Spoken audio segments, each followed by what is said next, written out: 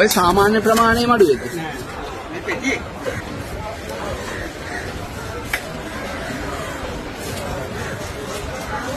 අක්කා! අක්කා! අක්කා!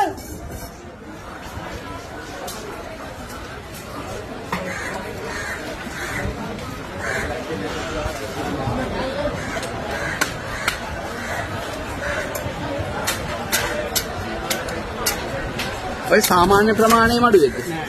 මේ පෙට්ටියේ. මේ જાති මඩුවගේ පුරටි. පැටියේ. මේ වර්ගේ මඩුව. ඒ කියන්නේ මඩු වර්ග කීපයක් ඉන්නවද? මඩුව වර්ගේ ඉන්නවා 10කට. එහෙමද? අපි ඉතින් මඩුව කිව්වම අපිට ඔක්කොම එකයිනේ. ලොකුම මඩුව තමයි අලි මඩුව. අලි මඩුව. ඒකට පස්සේ ඇඟ මඩුව. ඊට පස්සේ තමයි අනිත් මඩුව වර්ගෙම පල්ලෙදදී ඒක මඩුව මෙවන්නේ. එතකොට ඔය අලි මඩුව කියන එක සාමාන්‍යයෙන් කොච්චර විතර සයිස් වෙනවද? කිලෝ 10ක්. කිලෝ 10 සයිස් ඉන්නවද?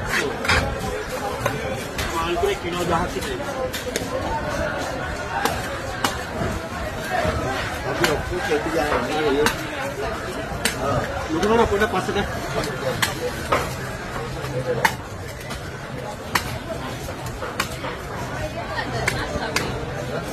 නළුව නෑ. අක්කා! දැන් පෙට්ටියක් ඕනේ.